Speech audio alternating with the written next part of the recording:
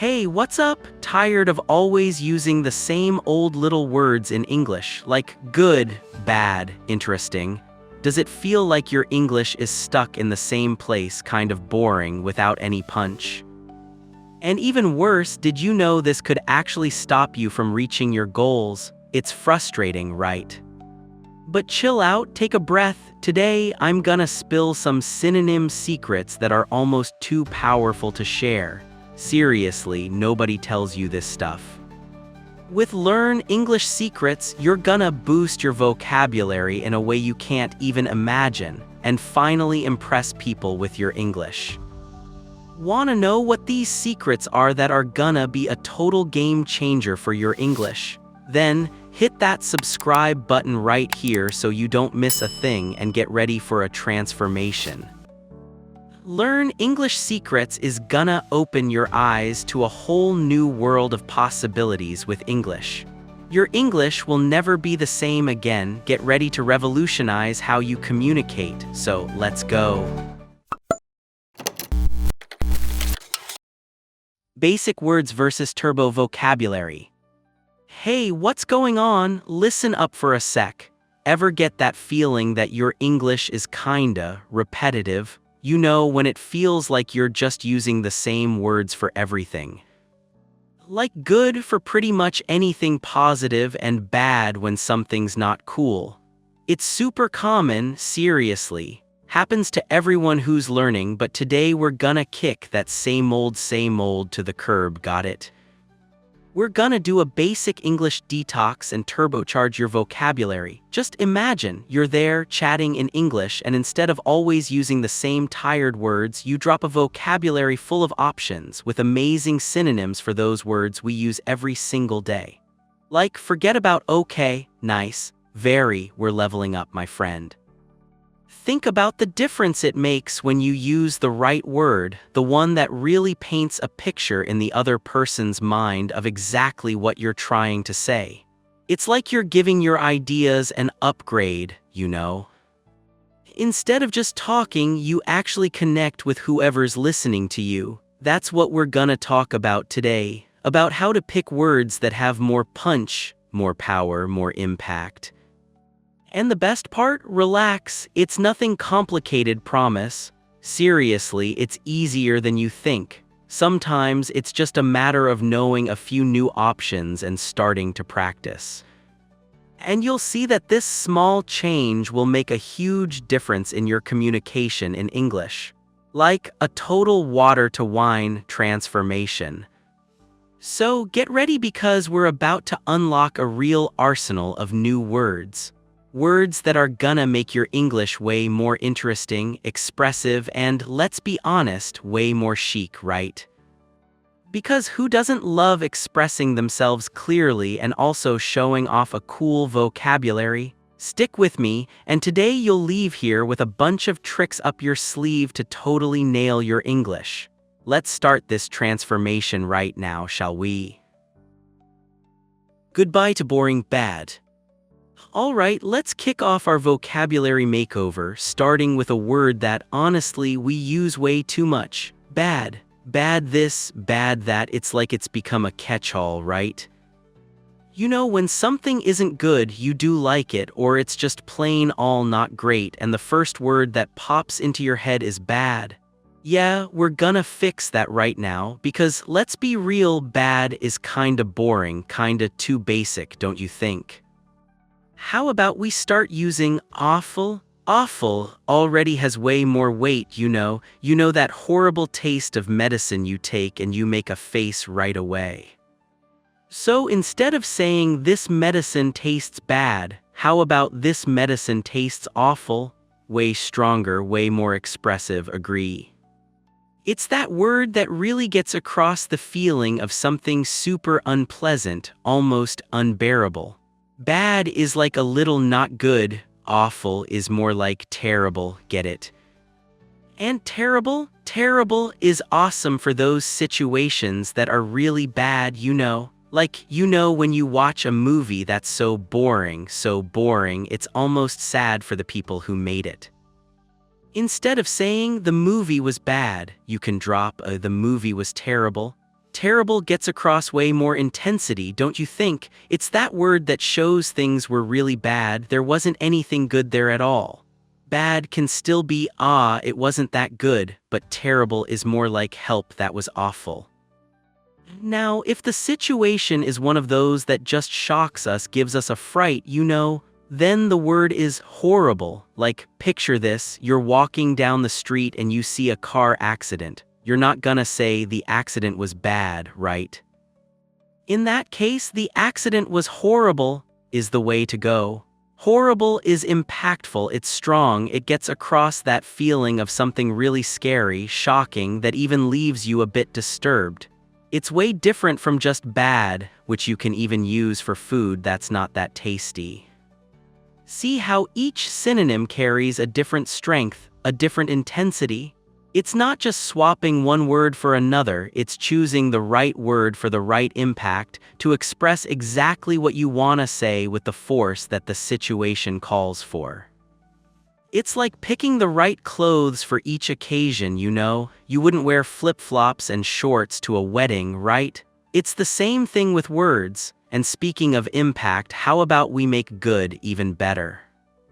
But before we jump into good, tell me in the comments, what was the last time you used the word bad and felt like it wasn't strong enough for what you wanted to express?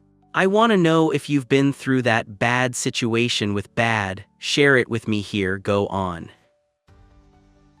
Good will never be the same. So did you comment? Awesome, let's keep going then, now talking about our dear good. Good is like rice and beans, right? It's there for everything, it's good, it's basic, it gets the job done, but sometimes we want a banquet, an explosion of flavors, something more, agree? And with synonyms, your good can become a real feast, one that makes your mouth water.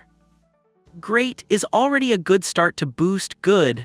Great is like a good that's more lively, more enthusiastic. When you hear a song and you love it right away, instead of saying this song is good, drop a this song is great. Way more enthusiasm, way more energy, don't you think? It's that word that shows you really liked it, that you thought something was very good indeed, above average. Good is like pretty cool, great is like awesome, amazing. Now, if things are more smooth, pleasant, chill, then the word is pleasant. Pleasant gets across that lovely feeling of something that makes you relaxed, at peace. Like a nice sunny day with a light breeze, instead of saying it's a good day, how about what a pleasant day? Way more subtle, way more elegant, agree. Good is more general, pleasant is more specific to those feelings of well-being, of lightness. And for those things that are really top-notch, first-rate, the ones that truly impress you with their quality, the word is superb. Superb is like good turned up to maximum power. When you watch an incredible performance that leaves you speechless because it's so good, instead of her presentation was good, drop a her presentation was superb. Wow, what a difference, right? Good is like good, superb is like phenomenal, spectacular. But hey, pay attention to something important. Context is everything. Superb goes better with skills, with performances, with things people do really well, like cooking, dancing, presenting, for talking about someone's personality, for example, maybe superb doesn't fit so well. Keep that in mind to use each word in the right context, okay? And since we're talking about good things, wonderful things, how about we see how to boost very? Because, let's be honest, very good kinda works, but we can do way better. Very never again. Very, poor very, you guys, honestly it's so weak, so boring compared to what we can use. Very is like a spice that has no taste at all, it's there but it doesn't make any difference. So how about we retire very for good today? Let's give our sentences a lift and leave very over there in the corner, forgotten, poor thing. Extremely already gives it a boost, puts more emotion in the sentence. Extremely is like a very with caffeine, you know? You know when you're very, very happy, super happy. Instead of saying I'm very happy, how about I'm extremely happy? Way stronger, way more vibrant, don't you think? Very is like a little happy, extremely is like bursting with happiness. Now, incredibly is for when you almost can't believe it's so incredible. You know when you see a breathtaking landscape, so beautiful it's unreal. Instead of this is very beautiful, drop a this is incredibly beautiful. Incredibly is like so good it doesn't even seem real, you know, almost speechless with how amazing it is. Very is like pretty, incredibly is like divine, spectacular. And to finish with a flourish to add that final touch of sophistication, we have remarkably. Remarkably is for those things that are surprisingly good that really impress you. You know when you meet someone who has an extraordinary talent. Instead of she is very talented, say she is remarkably talented. Remarkably is like so talented it grabs your attention, you know, impressive, noteworthy, off the charts. Very is like talented, remarkably is like genius, prodigy. See how these words elevate the level of your sentence? It's like giving your English an upgrade, making it way more sophisticated, more elegant, more grown-up, you know? It gets out of that kiddie English and goes to an English that really impresses. And speaking of sophistication, of elegance, let's give a special touch to interesting. Because interesting is okay, but let's be real, kinda boring, right? Interesting with more zing. Interesting is like sugar water, right? It's sweet, it gets the job done, but it's not very exciting, not very emotional. Interesting is okay, it's neutral but kinda bland, agree. And we don't want bland English, we want English with zing, with flavor, with personality. So let's give your interesting a little more zing right now. Fascinating already starts to give interesting a boost. Fascinating is when something grabs you, really makes you curious, you know, like a documentary about space, full of amazing images of planets, stars, galaxies. Instead of the documentary was interesting, say the documentary was fascinating. Fascinating keeps you glued to the screen, makes you want to know more, leaves you hooked, mesmerized. Interesting is like kinda curious. Fascinating is like wow, that's incredible. Captivating is even stronger, even more engaging. Captivating is for something that involves you completely, that grabs your attention in an irresistible way, that grabs you and doesn't let you go. Like a well-told story, you know. One of those you can't stop listening to that transports you to another world. Instead of her story was interesting, drop a her story was captivating. Captivating is hypnotic, it's immersive, it's magical. Interesting is like pretty cool, captivating is like amazing, breathtaking. And engaging is perfect for those things that make you participate, interact, you know, that make you want to get involved, get your hands dirty. Like a super fun class where the teacher asks questions, everyone participates, time flies by. Instead of the class was very interesting, say the class was very engaging. Engaging makes you want to participate, ask questions, learn more, right? Interesting is like informative, engaging is like interactive, dynamic. See how each synonym brings a nuance, a color, a different flavor to what you say?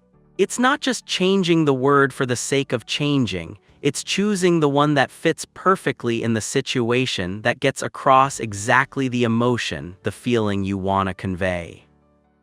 It's giving more life, more expressiveness, more zing to your English. So, enjoying this vocabulary explosion? If you think these tips are helpful and you want to see more content like this around here, you know what to do, right? Drop a big thumbs up on this video so I know you're liking it and I can bring even more amazing secrets to turbocharge your English. Transformation in practice. You know what? Just sticking to theory is like having a bunch of awesome tools stored away but never building anything. We learn a bunch of new words, super cool synonyms, but if we don't put them into practice, the magic doesn't happen, right? And the magic I'm talking about is seeing your English take off, people understanding you better, you feeling more confident to chat with anyone, anywhere. That's why now we're gonna take everything we've seen so far and throw it into the real world so you can see how it really works. We're gonna grab a really basic text, one of those you find around, and give it a makeover, a real vocabulary extreme makeover. Pay attention to this transformation you're about to see. Imagine the following sentence, pretty common, pretty boring, let's be honest. The movie was good and very interesting. The actors were good too. Can you understand it? Yeah, of course you can. But let's be real, it doesn't have any emotion, doesn't have any sparkle, you know? It sounds like the person is talking kinda automatically without thinking too much about what they're saying. It's that so-so English that gets the job done in the moment but doesn't impress anyone. And we don't wanna be so-so, we wanna be incredible, we wanna speak English that makes people look and think, wow, that's top-notch English. And it's totally possible, seriously, you just need a few tweaks, a few touches here and there to your vocabulary. Now hold on to your hats and check out this transformation and see the same sentence, only now boosted with the synonyms we've learned. The movie was superb and incredibly captivating. The actors were great too. Feel the difference? It's like the sentence came to life, got colors, you know. It went from that boring black and white and exploded into vibrant colors. Superb, instead of good, already makes a much bigger impact, shows that the movie wasn't just good, it was excellent top quality. And incredibly captivating instead of very interesting. My friend, that's when we took the sentence to another level. Captivating gets across that idea that the movie grabbed you from beginning to end, that you were glued to the screen, you know. It's much stronger, much more expressive than simply very interesting. And check out how cool this is. We didn't even need to change the sentence structure, we just swapped out a few little words and boom, English boosted instantly. That shows you the power that vocabulary has. Sometimes we get so worried about memorizing a bunch of grammar rules, doing boring exercises, and we forget the basics, which is having a good arsenal of words to use. Because in the end, it's the words we choose that are gonna set the tone of our message, that are gonna show if we're being serious, if we're excited, if we're impressed. It's like cooking, you know. You can have the best recipe in the world, but if you use bland ingredients without flavor, the final result won't be all that great. Now, if you put some effort into the ingredients, choose the best spices, then yeah, you'll have a mouth-watering dish. And it's the same thing with English. Put effort into your vocabulary, choose the right words, and you'll see the magic happen.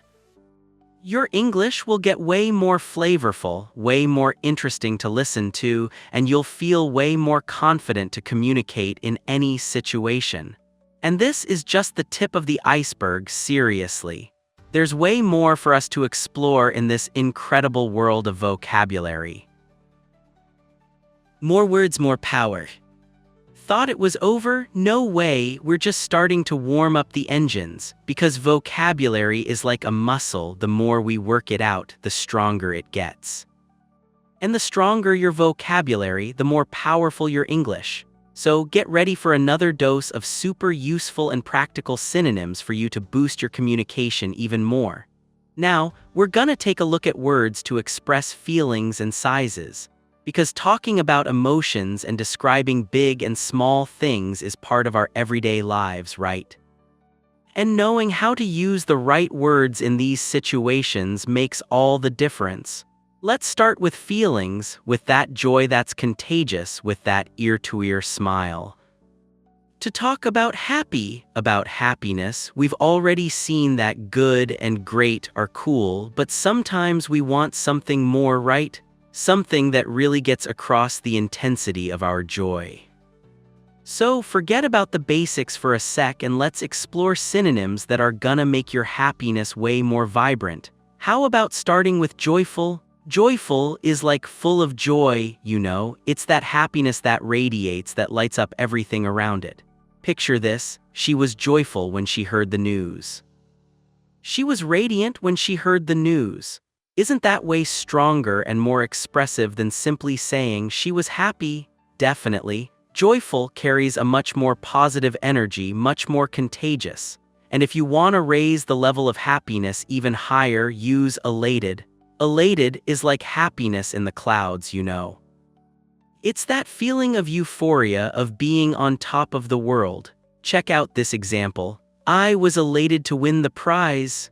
I was euphoric to win the prize. Feel the difference? Elated gets across a much more intense happiness, much more vibrant than happy.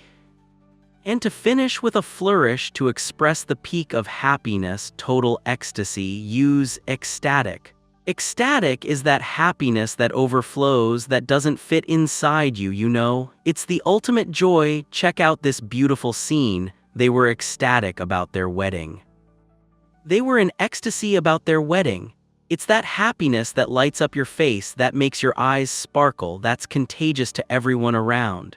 See how each synonym of happy carries a different nuance, a different intensity? It's not just swapping for the sake of swapping, it's choosing the right word for the right moment to express exactly what you're feeling. And now tell me in the comments, which of these words for happy did you like the most and are already gonna start using today? I want to know which synonym won you over and made you more excited to boost your vocabulary. Share it with me here in the comments. Go for it. Intense feelings in English. And life isn't just about joy, right? Life also has its more gray moments, let's say. And for those moments, we also need to have a vocabulary up to par to express sadness, upset, melancholy. Because talking about sad feelings is also part of life, and knowing how to use the right words in those moments can even help us deal better with those emotions. So if sad, triste, is sounding too blah, too basic to you, get ready to give your sad feelings a boost too. Let's explore synonyms that are gonna help you express sadness in a much more precise and impactful way. Starting with upset. Upset is when you're bummed out, hurt about something, you know. It's not that deep, devastating sadness, but it's that feeling that something's not right, that something bothered you. Check out this example. She was upset about the argument. She was bummed out about the argument. Upset gets across this idea of annoyance, of a lighter hurt, not as intense as other forms of sadness. Now, if the sadness is already starting to weigh a little heavier, if your mood is already getting darker, more melancholy, the right word is gloomy. Gloomy is like that cloudy day, you know. That gray sky that matches our mood when we're feeling down. Check it out. The weather is gloomy today. The weather is gloomy today. Gloomy gets across that atmosphere of melancholy, of sadness that's more constant, more present. And when sadness really hits hard, when it hurts deep down, when your heart is really broken, then the right word is heartbroken. Heartbroken is literally breaking your heart. It's that deep pain, that sadness that feels like it'll never go away. You know, when a relationship ends or when we lose someone we love dearly.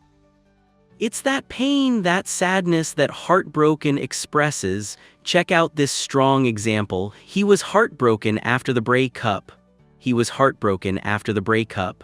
Heartbroken gets across that intensity of the pain, that depth of the sadness. See how each synonym of sad has its nuance, its degree of intensity? Just like joy, sadness also has many faces, and knowing how to use the right words for each one makes all the difference in our communication. Sizes that impress. And to finish off our vocabulary expansion journey with a flourish, let's talk about sizes. Because in everyday life, we're always talking about big and small things, about huge and tiny things, right? And using just big and small all the time can make our communication a bit boring, let's be honest. So, get ready to boost your vocabulary of sizes and impress everyone with your ability to describe the world around you in a much more creative and impactful way. Let's say goodbye to basic, big, and small, and explore a universe of words that are gonna make your size descriptions way more interesting and expressive. To start talking about big things, let's step up a level and use huge. Huge is already enormous, gigantic, way bigger than big, agree? You know that house you look at and think, wow, what a mansion. So in English you can say, their house is huge. Their house is huge. Huge already has a much bigger visual impact than big. It gets across the idea of something really big, imposing. But if huge still isn't enough to express the size you want to describe, let's step up another level and use massive. Massive is even bigger than huge, it's colossal, gigantic. You know those buildings that seem to touch the sky, they're so tall, so you can describe them as massive. Check it out. That building is massive. That building is colossal. Massive gets across that idea of something grand, immense, that impresses because it's so big. And to finish off with the superlative of big to describe something truly gigantic, use gigantic. Gigantic is the ultimate big, it's something that borders on unbelievable, it's so enormous. You know those gigantic waves we see in movies that look like mountains of water? So, to describe something like that, use gigantic. Check out this image. A gigantic wave hit the coast. A gigantic wave hit the coast. Gigantic gets across that force of nature, that enormity that causes awe and admiration. And now let's go to the small side of the force, to small, tiny things. To start, let's leave small aside and use tiny. Tiny is already minuscule, very small, delicate, graceful. You know those tiny little birds we see in the garden, so you can describe them as tiny. Check out how cute. A tiny little bird. A tiny little bird. Tiny gets across that idea of something adorable, fragile, that charms by its smallness. And if you want to add a touch of sophistication, of elegance, to describe something small, use petite. Petite is chic, elegant, especially used to describe women of short stature, but it can also be used to describe other small and delicate things. Check out the charm, she is petite and stylish. She is petite and stylish. Petite gets across that idea of something small, yes, but with a touch of class, of refinement. And to finish off our small options, let's talk about compact. Compact is small and efficient, practical, functional. You know those small cars, ideal for the city, easy to park, so they're compact cars. Check it out, a compact car, a compact car. Compact gets across that idea of something small, yes, but with an advantage, with a functionality, with a practical purpose. And there you have it, see how many new words to describe sizes? Remember, it's not just about memorizing lists and lists of words, but about understanding the context, feeling the nuance of each synonym, and choosing the right word for each situation. Conclusion. Phew, we've reached the end of this super class, and look at how much new stuff we've seen today. We unlocked the secrets of synonyms to kick those tired words like bad, good, very, interesting to the curb. See how there's a world of incredible options to boost your English. Now you know that you can get out of the basics and really impress people. With this arsenal of synonyms, your English will be way more expressive, interesting, and, let's be honest, way more chic, right? So, did you dig these forbidden tricks of synonyms? If you really want to revolutionize your English and learn way more secrets like these, you know what to do, right? Drop that powerful like down below to show you're with me on this journey towards $1 million English. And of course, subscribe to the Learn English Secrets channel so you don't miss any valuable tips and keep boosting your English every week. And now, as usual, let's test your ears and see if you got everything right. Get ready because it's time for our secret phrase of this video. Today's secret phrase is, Turbo vocabulary with synonyms is pure. So, did you catch it? Write in the comments what you understood and complete this phrase in a creative way. I want to see your imaginations fly. With Learn English Secrets, the secret to next-level vocabulary is revealed. Maintain your practice and unlock more Learn English secrets through this video or this playlist right here. See you in the next video.